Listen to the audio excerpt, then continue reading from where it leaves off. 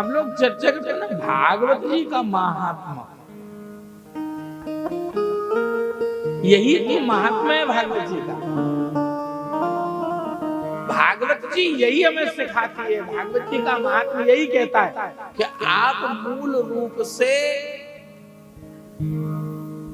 ठाकुर जी के सानिध्य में आए, इससे अलग ना रहो, इससे बिलग ना रहो, भक्ति से ओतप्रोत हो जाओ, भगवत रस में डूब जाओ, भगवत चरणानुरागी हो जाओ।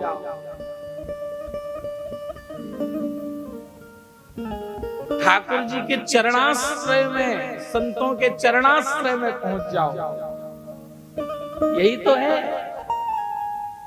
भागवत का। क्या भागवत क्यों सुनी जाती है? भागवत क्या से बोले परम पद मिल जावे। अब जो ऐश्वर्य की उपासना करते हैं वो परम पद मिल जावे, और जो प्रेम की उपासना करते हैं वो चरण पद मिल जावे। पद तो दोनों जगह,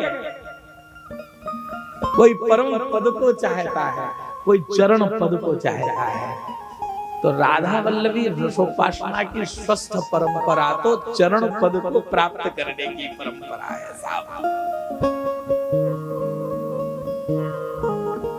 यहाँ चरण पद मिल जाए, कुछ कुछ मिलता सा भाव से हनुमान जी महाराज से जोड़े जरा। अनंत बलवंत हनुमंत लाल जी जब श्री राघवेंद्र सरकार माता जानकी जी के संग विराजित हो गए, सिंहासनारूढ़ हो गए, तिलक हो गया, हनुमान जी महाराज बैठे चरणों में।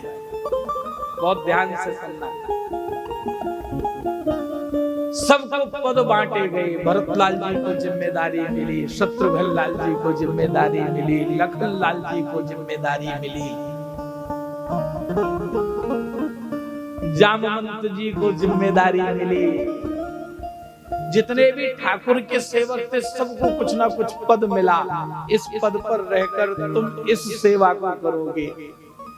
हमारे यहाँ भी सेवाएं मिलती हैं, बोले तुम सोहिनी सेवा करोगे, तुम ठाकुर जी की अमनिया करने की से। बोले तुम कौन? बोले हम भंडारी। ठाकुर जी के भंडार में जो बैठा ठाकुर जी के लिए फलों को अमनिया कर रहा है। सेवा में सब अलग अलग, कोई पुजारी जो सेवा करे ठाकुर की, श्री अंग का सेवी हो पुजारी। टहलुआ जो बाजार से विभिन्न प्रकार की वस्तुएं ला करके उनको अमनिया करके, उनको स्वस्थ करके ठाकुर जी की सेवा तक पहुंचावे, टहलुआ। तो पद होता ना, सबको मिलती है सेवा। अभी आपने भी भागवत की कथा करी तो सब भाइयों ने बांट लिया होगा, भैया तुम श्योपुर से क्या सामान आना है, कौन लेने जाएगा, क्या करेगा, वो जिम्मेदारी तुम्हारी। भैया पंडाल माइक की जिम्मेदारी तुम्हारी, महाराज जी आएंगे उनकी सेवा की जिम्मेदारी हमारी। ऐसे बांटा होगा ना, कार्य बांटते हैं, शादी हो ब्याह हो, कोई बड़ा काम हो तो कार्य बांटते हैं, सेवा बांटना कहलाता है। तो ऐसे पद बांटे गए। हनुमंत लाल से कहा कि भाई हनुमान जी महाराज आप भी पद ले लो कोई। हनुमान जी बोले हमें पद नहीं चाहिए। तो लखन लाल जी मुस्कुरा करके, अरे वाह, ऐसा कहीं होता है? आपने तो सबसे ज्यादा सेवा करी है, आपके पास तो पद होना ही चाहिए। हनुमान जी बोले पद नहीं चाहिए।